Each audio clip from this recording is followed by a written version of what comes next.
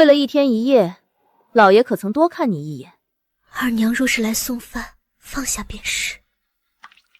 送饭？你配吗？克死亲娘的扫把星，还敢冲撞贵妃娘家人！那日宫宴上究竟是谁推的我？二娘比我更清楚。是我推的，你能如何？你娘短命，外祖家败落，谁还会为你撑腰？夫人，老奴亲眼所见，就是这小蹄子故意撞向贵妃的嫡亲弟弟，这满府的晦气都是他招来的。老爷，您听听，他还在狡辩。小公爷当众发怒，您何至于在朝堂上被参奏？贵妃娘娘的娘家，那是皇亲国戚，你这一撞，撞掉的是为父头顶的乌纱。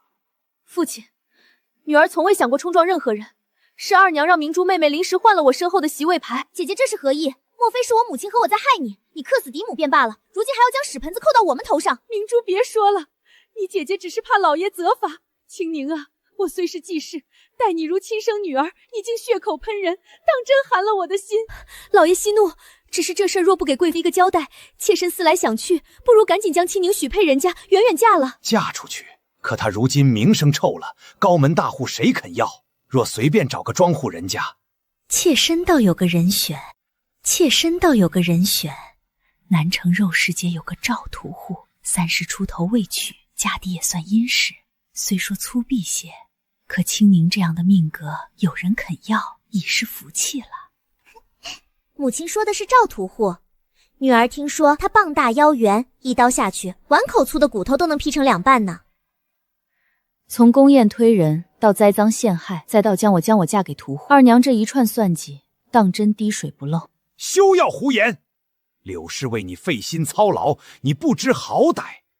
来人，把大小姐关进柴房，没有我的吩咐，不准给吃的，不准给水喝。老爷，那赵屠户那边，老爷你不能这样啊！你去安排，3日后来接人，嫁妆不必备，一顶轿子从后门抬出去便是。父亲，这是我娘死前留给我的家，凭什么？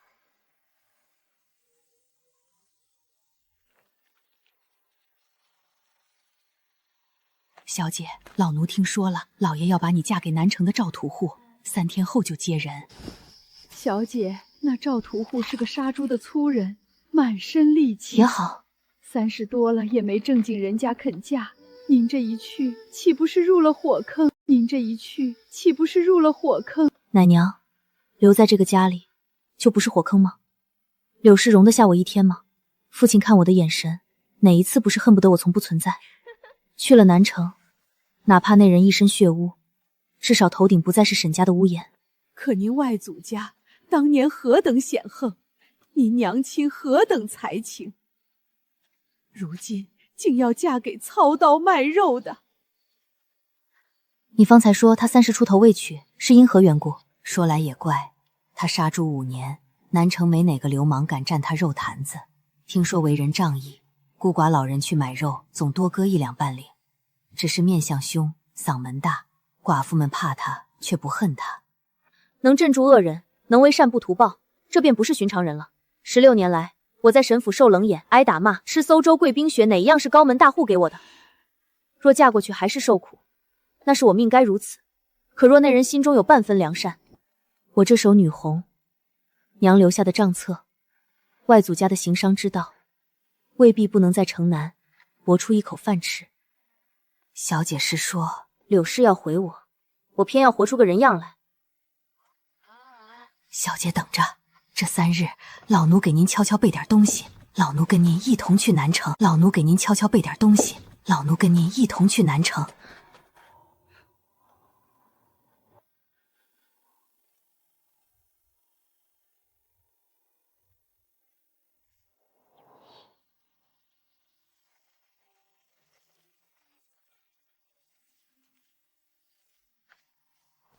姐姐这就走啦？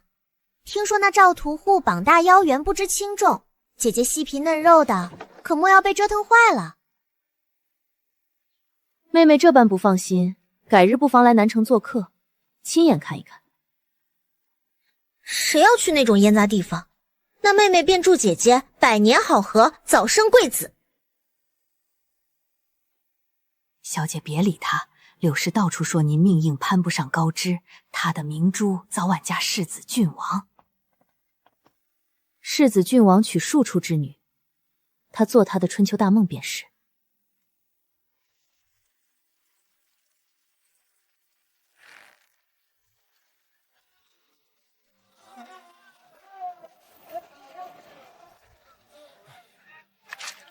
哟，老赵！这就是沈家嫁来的姑娘，怎么连个花轿都没有？听说这姑娘命硬，克死了亲娘，被家里嫌弃，能有人要就不错了。老赵这回可做了接盘。让开让开，都围着做什么？老子接媳妇儿，你们比老子还急！散了散了。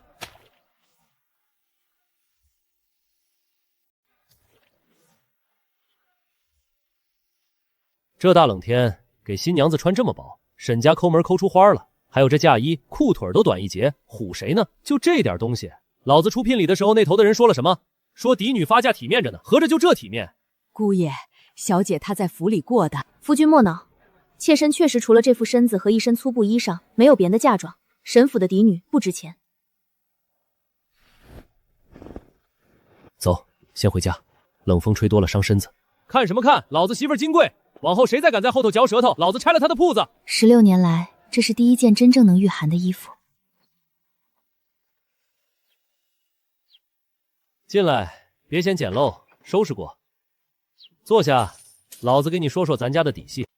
坐下，老子给你说说咱家的底细。这院子3进，前年买下的，往后就是咱俩的。房契你收着，肉铺的租契，铺子是自己的，不用交租，账本在这里，我也不会算细账，反正1年下来赔不了。现银32.5分，铜板大概10几吊没数，就这些了。老子不会说花哨话，反正往后咱家的钱都归你管。你就这么信得过我？你是我媳妇儿，不信你信谁？16年了，你是第一个让我坐着说话的人，也是第一个对我说咱家的人。哎，别哭，我这人嘴笨，不会哄人，是不是嫌少？我还能挣，年前我再多杀几头猪。不是嫌少，我只是有些意外。那成，往后有啥想法你直说，我哪儿做的不对你也直说。我呢，就是个杀猪的粗人，不懂高门大户那些弯弯绕绕。但有一条，你是我明媒正娶回来的，谁欺负你都不好使。你的手不脏。拉了，老赵拉上了。我就说老赵这大老粗，娶了媳妇儿肯定跟宝贝似的。南城这方小小的宅院，比偌大的沈府更像一个家。饿了吧？赶紧吃，灶上没啥好东西，先凑合一顿。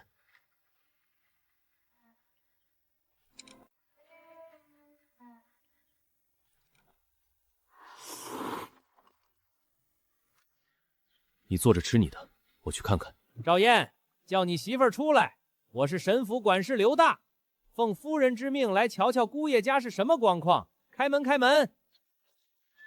哟，这就是姑爷家，比沈府的柴房也大不了多少。我们大小姐住得惯吗？这院子一股什么味儿？猪圈在旁边。这位管事，上门是客，我敬你一分。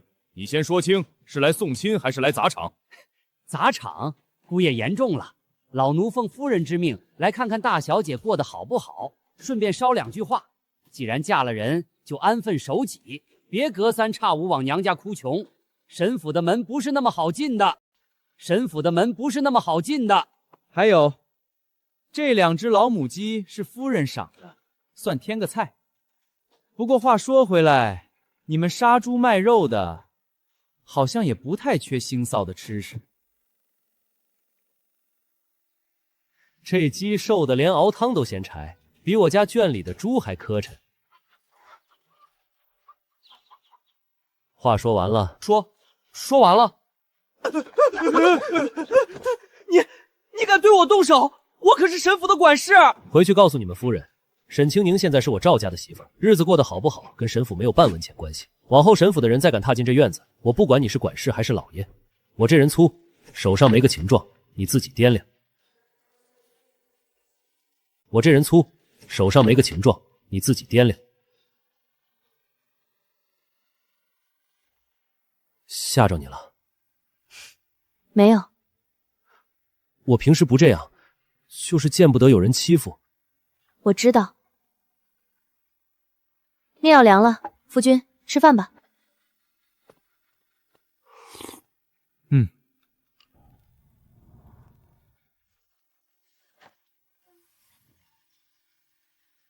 小姐，方才在轿子里，老奴打听了些事儿。这赵屠户在城南名望不小，据说5年前孤身一人来的，没亲没故。可街面上那些泼皮无赖见了他都绕着走。孤身一人来的，可知他原籍何处？孤身一人来的，可知他原籍何处？没人说得清，只说他刚来那阵儿，有泼皮想占他的肉案，被他单手举起来扔进了河里，后来就再没人敢招惹。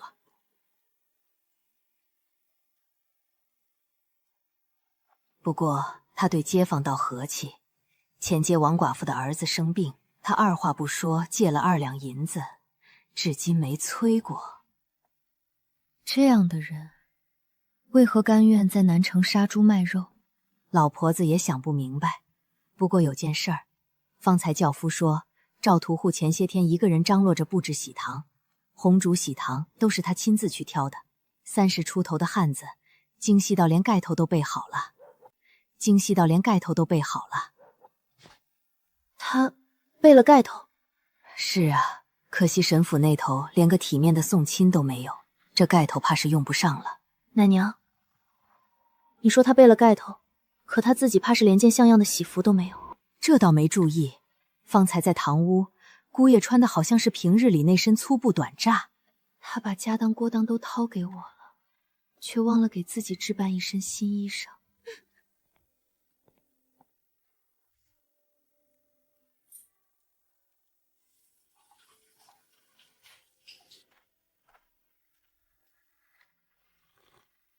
灶上烧了热水，待会儿你洗洗。这一路轿子颠簸，怕是骨头都散架了。夫君，你方才说往后咱家都听我的。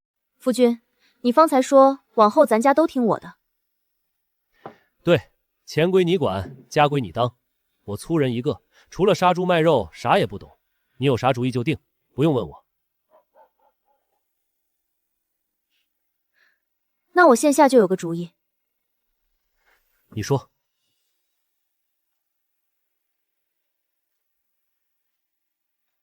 明日我先给你做2身新衣裳，里外都要换。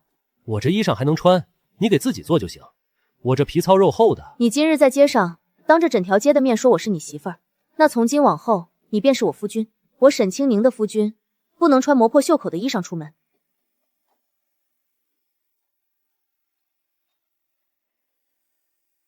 还有一件事，方才我看了铺子的账本。那账本是不是写的乱七八糟？我早说了我不会算细账，你看着头疼就搁着。账本确实乱，但我大致算了算，铺子每月进量不低，可刨去成本，盈余却不多。进货？问题出在进货上。哦，最近这几个月都是谁在负责进货？你去把最近这几个月的进货单给我拿来。城西的张麻子，他跟我做了3年买卖，说是老主顾，价一直这么算的。他欺你不看账。明日我跟你一道去铺子，把这供货的事理一理。我媳妇儿会算账，我就说嘛，这账本搁我手里就是堆堆废纸，到你手里就能看出门道来。夫君，你信我？信，你说怎么弄就怎么弄。若是我做错了呢？错了就错了，赔了老子再挣。你只管放手去做，天塌下来我给你顶着。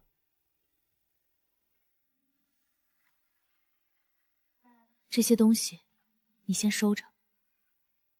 我说了给你。我知道，但我要的不是这些，我要的是你方才那句话。东西还是你收着，这个家从今天起没有我一个人的东西，连我也是。这些东西你先收着。我知道，但我要的不是这些，我要的是你方才那句话。东西还是你收着，这个家从今天起没有我一个人的东西，连我也是。 连我也是。 东西还是你收着，这个家从今天起没有我一个人的东西，连我也是。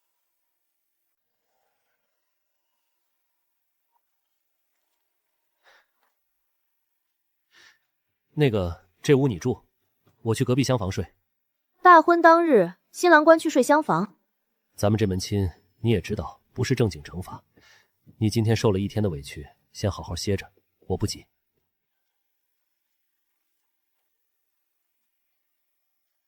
赵燕，这门亲确实不是正经惩罚，但我既然上了这顶轿子，踏进这扇门，就没打算再出去。你今日在堂屋说，往后咱家的钱都归我管，那你这个人呢？你不嫌我？嫌你什么？我这双手杀猪剁骨，一辈子洗不干净这血锈味儿。你是官家小姐，跟了我这种一辈子洗不干净这血锈味儿。你是官家小姐，跟了我这种人。今天在院里，你赶走刘大的时候，是用这双手把护在身后，在街上也是这双手脱下铠甲裹在我身上。我活了16年，那是第一件能御寒的衣裳。你当真不委屈？委屈不委屈，不是看嫁给什么人，是看跟什么人过日子。你若是怕我委屈，明日去铺子的时候，顺路扯几尺好料子回来，我想给你做件新衣裳。好，明天一早就去。那我睡外边。睡里头，外头风大，离门远些暖和。睡吧，明日还有好多事要做。秦宁，没啥，就觉得你这名字好听。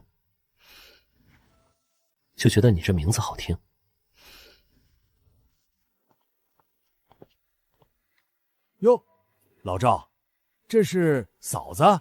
对，我媳妇儿。往后铺子里的事儿，她也管。嫂子是官家小姐出身吧？这杀猪卖肉的行当，怕是……刘叔，我外祖家世代经商，算账理货这些事儿，我从小就学了些，不会给大家添乱的。刘叔，上个月初8进的那批生猪，记得是15头，每头2两2钱银子，对吗？好像是。老赵，你记得？是我记得，咋了？那天张妈妈不是送了16头猪过来，少记了1头。而且那批猪里有3头明显带病，宰了之后出肉量比往常少了2成。按市价算，这一单就亏了至少5两银子。嫂子好眼力，这事儿我看出不对劲，但老赵说张麻子是老主顾，不好计较。老主顾的体面不能拿亏空来换。刘叔，今天张麻还来送货吗？来，每个月初1、15，雷打不动。好，今天我在这里等他。怎么样，老刘？我就说我媳妇儿厉害吧？是，你老赵这回是真捡到宝了。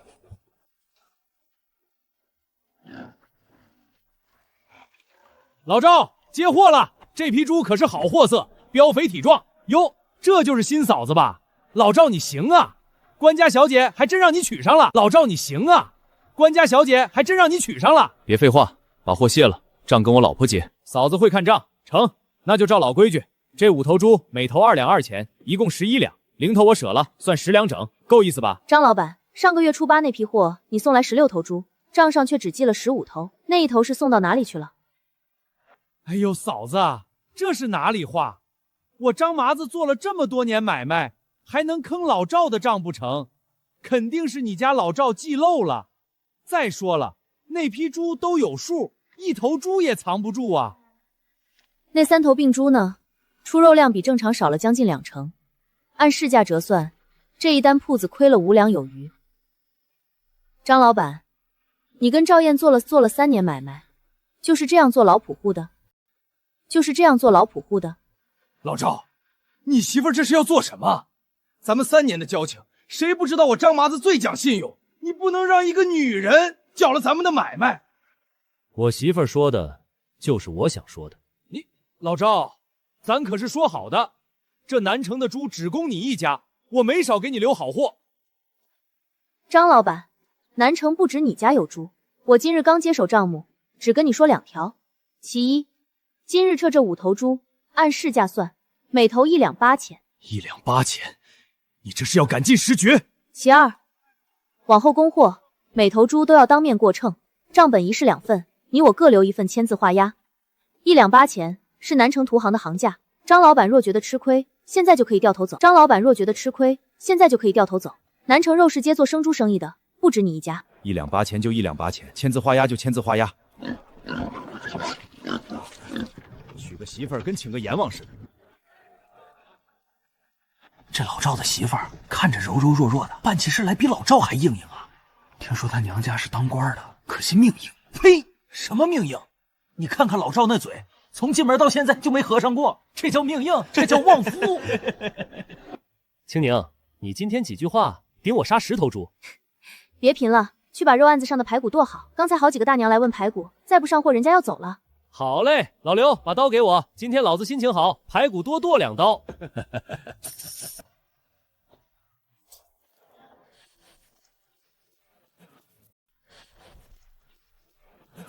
嫂子，你来了这几天，咱铺子的进账比上月多了3成。张麻子现在送货，每回都自己先过秤，再不敢糊弄了。光靠押进价还不够，刘叔，我看了往月的账，铺子每天卖到午后就剩些边角料，下午基本闲着。这一上午的客流其实没做透。做透？嫂子是说隔壁街的王记熟食铺每天下午最忙，咱们的边角料和下水搁到第2天就不新鲜，不如做成卤味酱货，下午支一口锅现卤现卖。卤味儿那得有人会做卤水，老刘会剁肉不会做酱，我更不行。我会。你咋什么都会？我娘留下的东西里有一本食谱，外祖家当年做黄商，不光是倒卖货物，经理3家酱肉铺子都是他家名下。那卤水配方是宫里传出来的不成？算不上宫里，但比市面上的讲究。那卤水配方是宫里传出来的不成？算不上宫里，但比市面上的讲究，配好了能当个招牌。干！老刘，你下午去把街尾那口大铁锅搬来，再去药铺配他开的料子。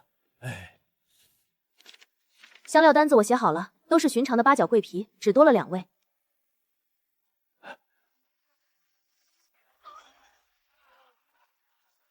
哪位是新来的老板娘啊？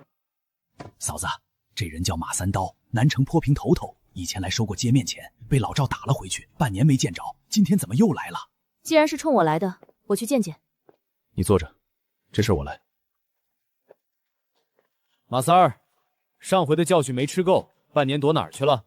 赵屠户，我今儿不是来找你麻烦的。赵屠户，我今儿不是来找你麻烦的，是听说你新娶的媳妇儿是官家小姐，我这帮兄弟好奇过来瞧瞧，顺便收一笔旧账。什么旧账？3个月前，你铺子里的伙计在我那儿赊了10两银子的赌账，白纸黑字儿，还有手印儿。赵屠户，你总不能赖吧？不可能！我什么时候去赌过？不是老刘，是你们另一个伙计，叫什么来着？哦，小蔡，蔡六子。人呢？叫他出来对证啊！蔡六，出来！赵哥，我被他们诓了，他们说只是玩2把，输了不记账。那天我喝多了，不知道怎么就签了这东西。不管是诓的还是签的，白纸黑字儿，这账跑不了。赵屠户2条路，这账跑不了。赵屠户2条路，要么替伙计还账，要么往后你这铺子的街面钱翻3倍。马三爷，请问这欠条上写的是哪家赌坊？中人是谁？你管是哪家，反正有手印儿。怎么，老板娘想出头？按大良律，敏言借贷须有中人作保，赌债更需在24时辰内到官府报备才有效。你这欠条，1没有中人签字，2没有官府印记，3来赌资是什么？你个妇道人家懂什么律法？赵屠后，你媳妇儿这是什么意思？想赖账？不是赖账，是教马三爷认律法。这一条写得清楚，私设赌局讹账财物者，杖40，徒3年。马三爷这条欠条若拿到衙门里，你少拿这个吓唬人，徒3年。马三爷这条欠条若拿到衙门里，你少拿这个吓唬人。兄弟们，把这铺子给我。马三，上回我把你扔河里，你说再也不敢了。今天带一帮人来找我媳妇儿的麻烦，还拿张假欠条讹上门来，是不是以为我娶了媳妇儿胆子就变小了？各位街坊，今天这事儿大家看在眼里。马三刀带一张没有中人、没有官印的假欠条上赵家肉铺讹诈银两，按律法这是讹诈罪。赵燕是肉铺店主，抓拿现行讹诈之徒是正当防卫。大家说是不是这个道理？小蔡，你刚才是说这欠条是被人灌醉之后签下的？是，他们那天硬灌我酒，我什么都不知道。这就是骗签，在律法上，骗签的契约自始无效。算了，这笔账我不要了，放我走。媳妇儿，怎么处置？2条路，其一，现在就送他见官；其二，2条路，其一，现在就送他见官；其二，让他当着整条街坊的面立一张字据，承认这张欠条是骗签的，也不害怕踏入肉市街半步。立字据，放我下来就立。写。老赵媳妇儿不愧是官家出来的，一条一条的把这泼皮堵得一句话都说不出来。我还以为要打一架呢，结果一张纸就把人治了。那本法书是真家伙，这姑娘随身带着。哈哈哈哈哈！嫂子，好家伙，我以为你只会算账，没想到你连律法都懂。我娘当年的嫁妆里有一套大梁律典，我在柴房里没事可做，翻了6年。翻6年，就等今天这一下。翻6年，就等今天这一下。没等，但碰上了，不能吃亏。哈哈哈！老刘，今晚加菜，去对面酒铺打2壶好酒，给我媳妇儿庆功。好嘞，这就去。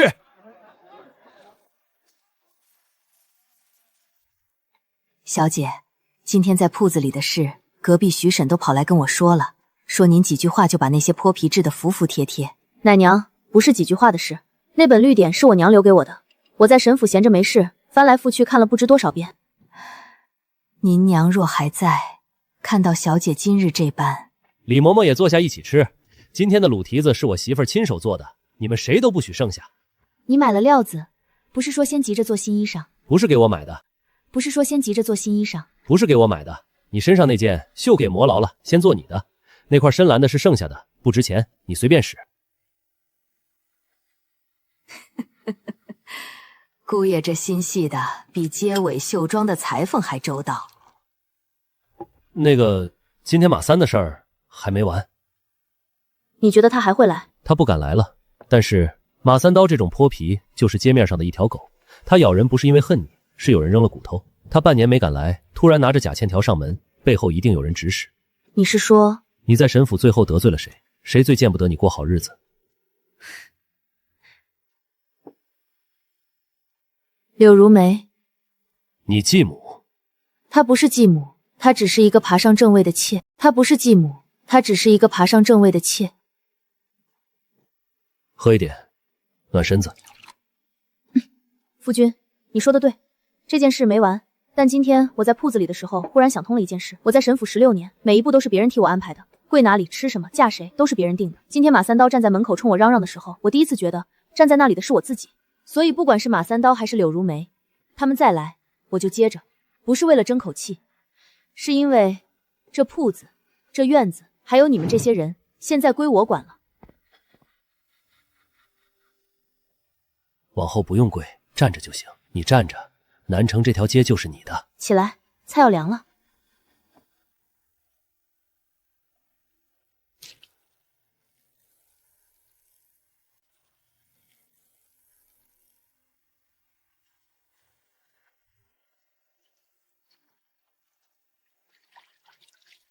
赵家娘子，留步留步。徐婶儿，有事吗？昨天那个马三刀，不是头一来天，有人店在城西看见他跟一个穿绸缎的婆子说话。穿绸缎的婆子，徐婶儿可认得那是谁？不认得，但那人坐的是骡车，车帘子上绣着一朵梅花，看那排场，不像是南城的人。多谢徐婶儿，我知道了。赵家娘子，老赵这人仗义，但得罪的人也不少，你在铺子里要多留个心眼儿。梅花骡车，好得很。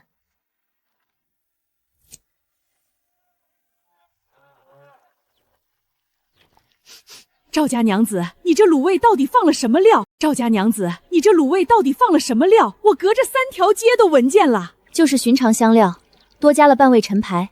徐姨拿回去，若觉得咸淡不合适，跟我说，下回再调。你们听听，这姑娘做事比做了20年买卖的老掌柜还周到。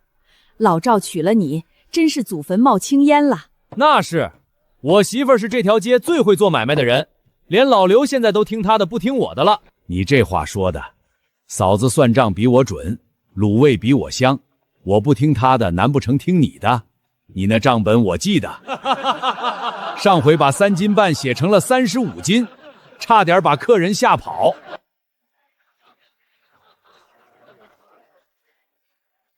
敢问这位娘子，这卤味可是你家自制的？敢问这位娘子，这卤味可是你家自制的？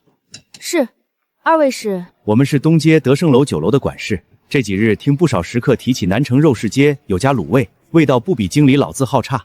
东家让我们来尝尝，若是真的好，想跟娘子谈个长久供货的买卖。德胜楼，那可是大酒楼；德胜楼，那可是大买卖。赵家娘子，你要发达了！二位稍等，我先切一块让你们尝尝。确实好，咸香入味，回味还有一丝甘甜，不像市面上的卤味那般咸得发苦。敢问娘子，这卤水方子是从哪里学的？家传的，外祖家当年在京里做过酱肉生意，这方子传了2代人了。那娘子可愿意每日定量供给我们德胜楼，价钱好商量。每日供给可以，但我有3个条件。你说。但我有3个条件。你说。其一，德胜楼不能说是自家厨子做的，菜牌上要写明是赵家卤味。其二，每日定量30斤，多1两也不供。我这卤水是自己配的，做多了味道保不住。其三，价钱按市价算，不涨价，但你们也不能压价。娘子做事实在，这3个条件我们都答应了。明日我派人来签契书。好，明日我在铺子里等。来了来了，今天卤味管够不对，限量了限量了，每人最多买2份。德生楼，青宁，你知道德生楼是什么地方吗？那儿的菜一桌最少2两银子，他们肯卖咱家的卤味。知道，所以我才让他们写上赵家卤味4个字。啥意思啊？德胜楼的招牌再大，那是他们的，咱们的卤味得挂自己的名号。咱们的卤味得挂自己的名号。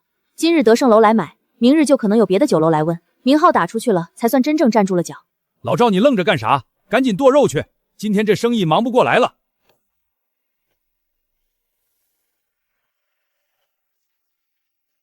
脚伸出来。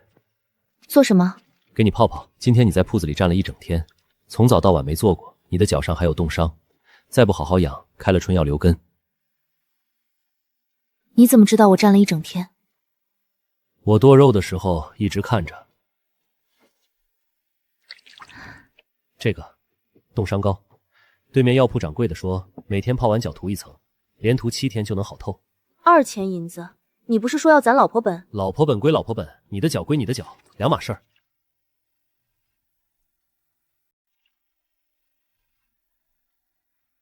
赵燕，你以前在别处也是这样照顾人的？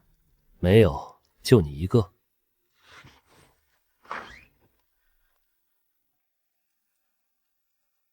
试试。我这辈子还没穿过这么好的衣裳，看看合不合身。庆宁，我总觉得什么？觉得你不该在这里。不该在这里，那该在哪里？该在更大更好的地方。你懂账，懂律法，会做买卖。今天德胜楼的人都对你点头哈腰，你这样的人不该在南辰这条油渍麻花的街上跟一群屠户商贩打交道。你说的对，我娘当年也是这么想的。她是皇上家的独女，懂账，会做买卖，琴棋书画样样拿得出手。她嫁进了神府，当了侍郎夫人。然后呢？然后她死在了产房里，连一张像样的牌位都没留下。她留下的家业柳氏搬空，她的女儿跪在雪地里吃馊粥。这就是更大更好的地方。你不懂那些地方是什么样的。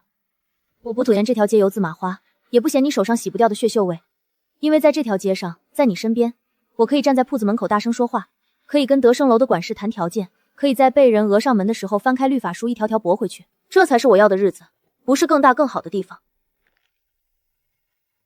庆宁，我要是跟你说我不是你看见的这样，你会怎样？那你是什么样？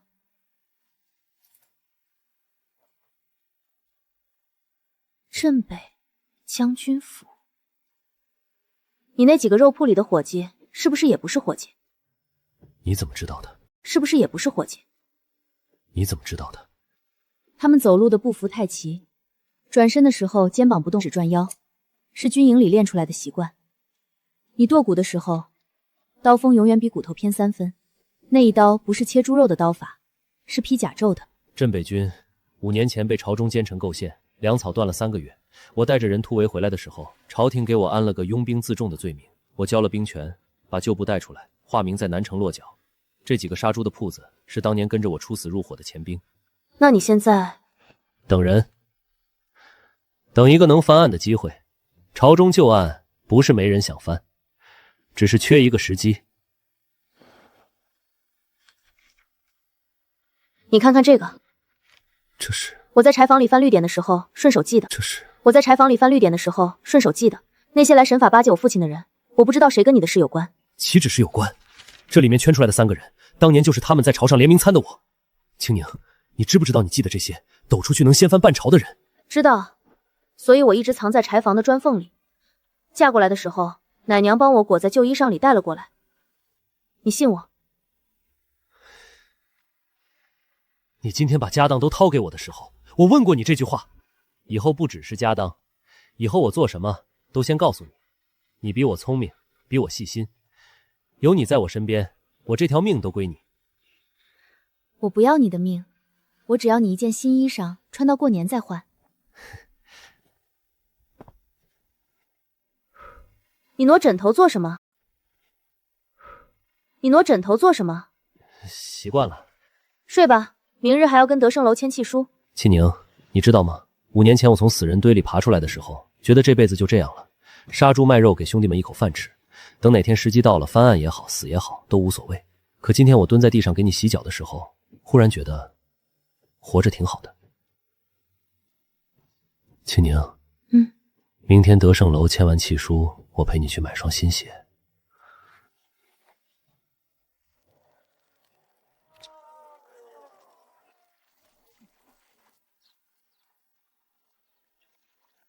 老赵，你平时走路带风，今天怎么跟在你媳妇儿后头跟个跟班似的？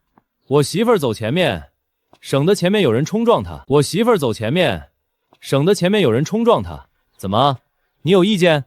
没意见，没意见，就是觉得咱们南城最凶的屠户，现在成了媳妇儿面前的小绵羊了。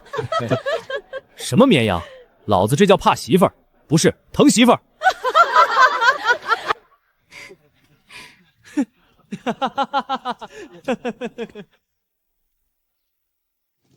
嫂子，今天不是去德胜楼签契书吗？篮子里装的是什么？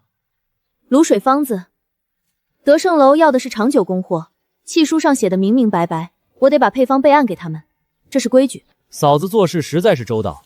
以前老赵跟人签契书，拿个手指头蘸了印泥就往上摁，连字都不看。那是以前，现在有我媳妇儿在，谁也别想糊弄老子。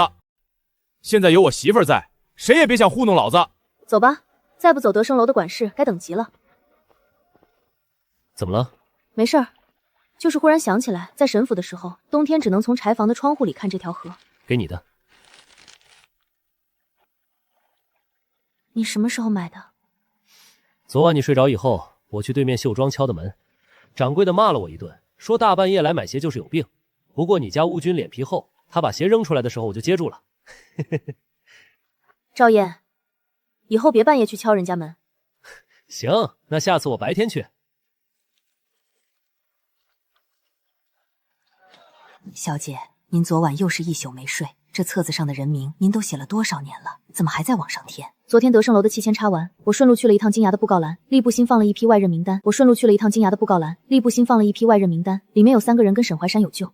小姐，您如今已经嫁出来了，沈府的事儿，奶娘，沈府的事我可以不管，但这册子上的人不只是跟沈怀山有救。你又在看那个？你看看这3个名字。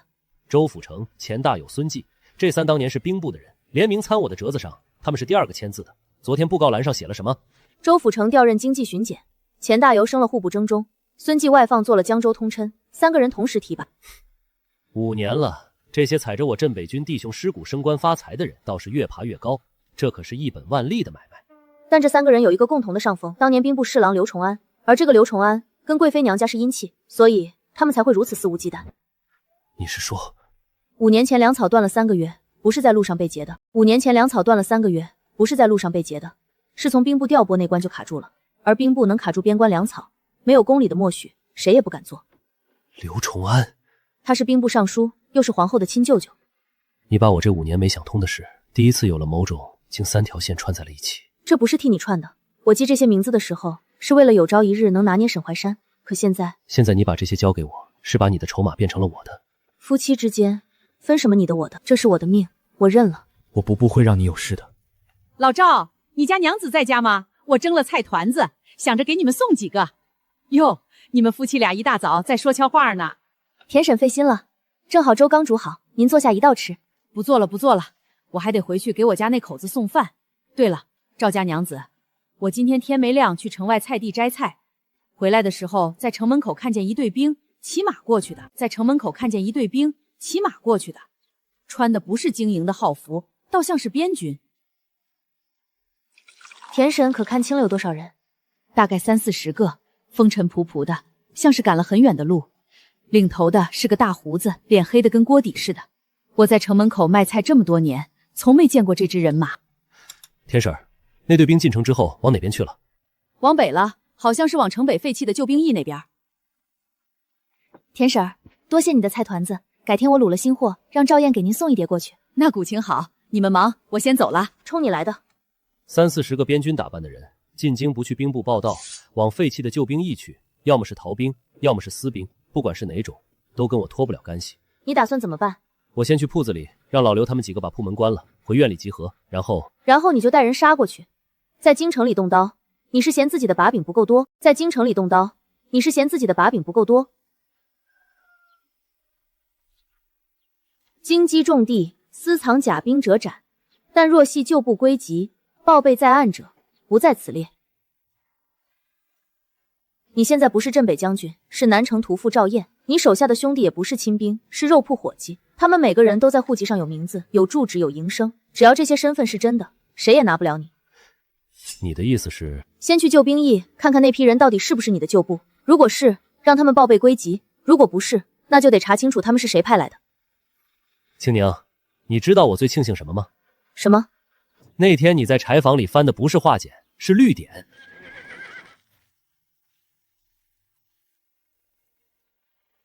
干什么的？这里闲人免进。两位大哥，我们是南城肉市街的。两位大哥，我们是南城肉市街的。前头街口有个主顾订了半扇排骨，让我们送到这条街来。可我们找了一圈也没找着那家门派，想问个路。你找哪家？这条街早没住人了，就剩我们兄弟几个在这儿落脚。那古顾只说在城北旧役附近，姓什么来着？姓郭，对，姓郭，说是个大胡子。大胡子，你们姓什么？我姓赵，南城肉市街赵家肉铺。将军，郭大鹏将军，北境溃了，黑虹口的屯兵所被北凉人端了。我们这些散兵在边境等了半年，朝廷不派援兵，军饷断了，文书也办不下来。末将带着这些活下来弟兄一路讨饭进京，就是想找您。跪下做什么？这是京城，让人看见像什么话？都起来，进屋说。